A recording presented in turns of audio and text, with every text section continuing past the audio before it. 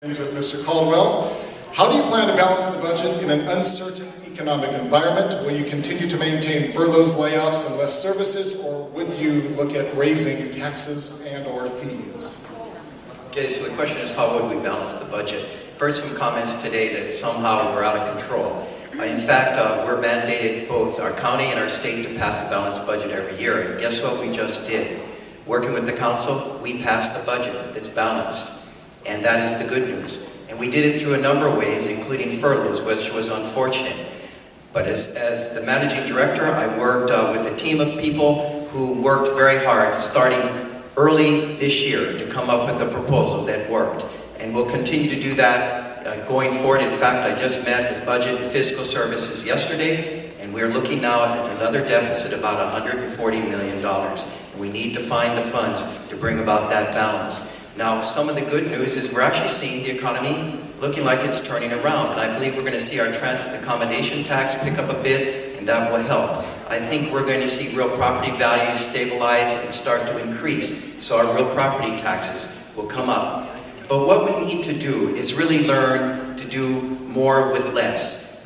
We have cut many vacant funded positions. We have a hiring freeze in place, and we're going to be restricting spending even further. Just yesterday in the discussion, we're looking at further restrictions. All of this means that government is spending less, but yet providing all the services that we expect. Because even in a slow economy, you guys still expect your sewer system to work, your water system to work, for the roads to be repaved. The services don't drop like in the private sector, and we're obligated to provide those. But it's making government more efficient, and the 2 years I've been at the city, we have made it more efficient. It is smaller, and it is working better, and I will continue that as I go forward as the acting mayor and as mayor. Thank you very much.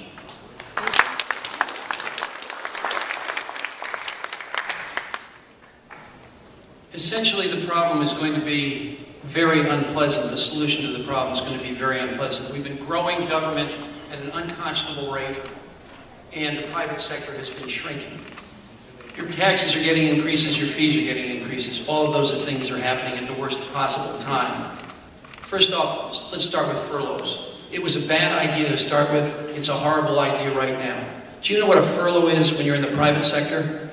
You hope you're going to get a call so that you get your job back.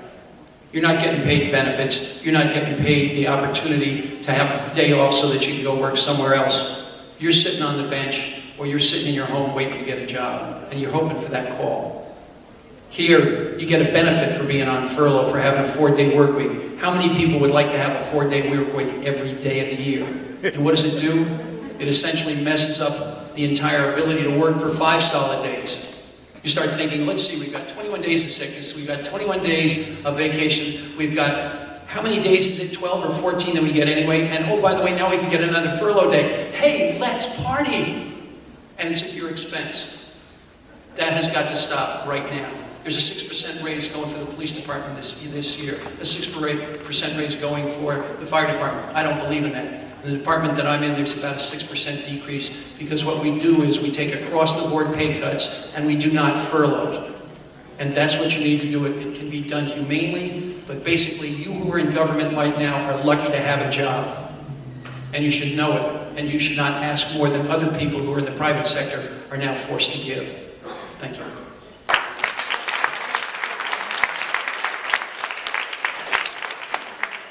You know, I've worked on 8 city budgets, and not just a budget for one department.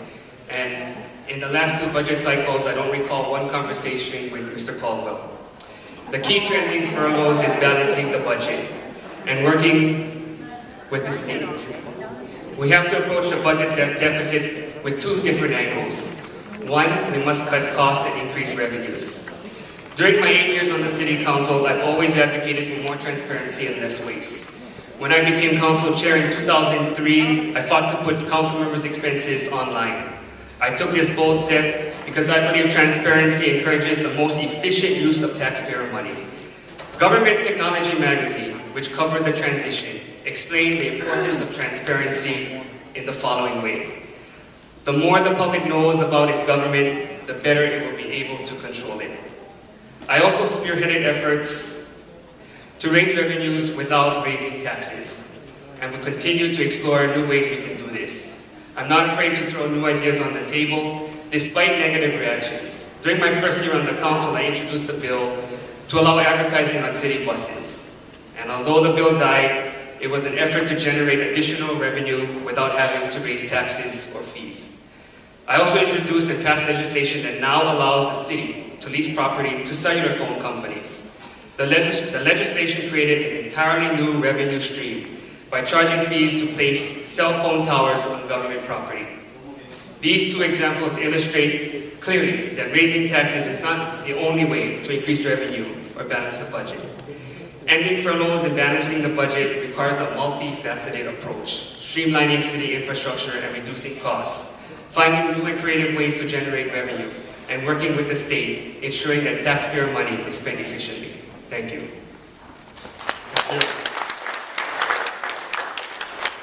If you were to Google right now, deficit and Honolulu on the internet, you will find that we were on a national publication as one of the 10 cities with the highest deficit.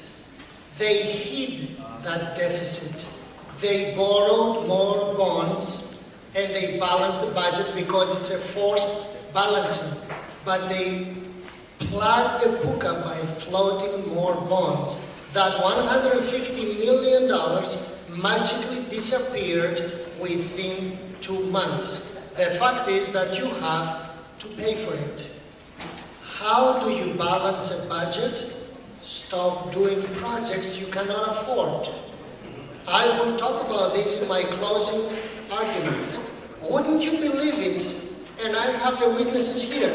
Between 2008 and 2010, which is now, Honolulu capital budget is up 121%. And that does not even include the $2 billion we have to spend for the environmental sewage treatment. I'm sorry, but most of those folks do not know how to add and subtract.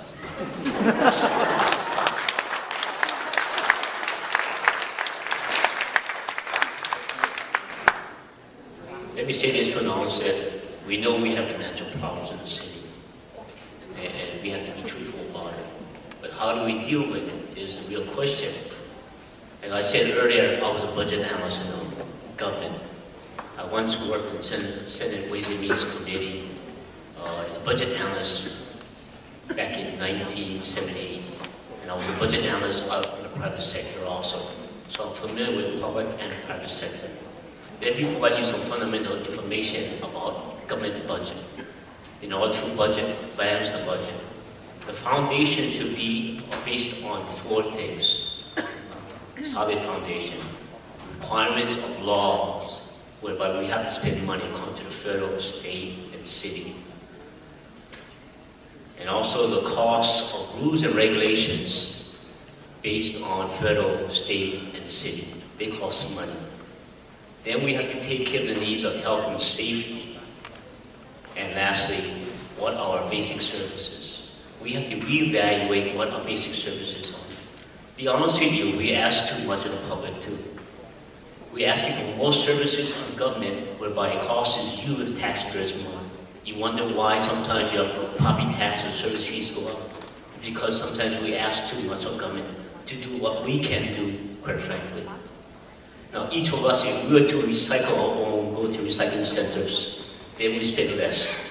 I do that, but imagine those who depend on the city to pick up their trash, the cans, the bottles, plastic, whatever it be, the newspapers. It costs you, the taxpayers, more money. So it'll be time for us to rethink in terms of how much we want to spend, what government to spend on us. Now, what we need to do is develop an economic development plan. And that's what I'm working on, a short-term and long-term plan of action. We live on a cash basis on a year-to-year. We have to get out of that mode. And then also too, what I'm doing now, I'm building up international trade. I'm currently working with different cities in China. I have formulated 4 we gotta stop you a minute.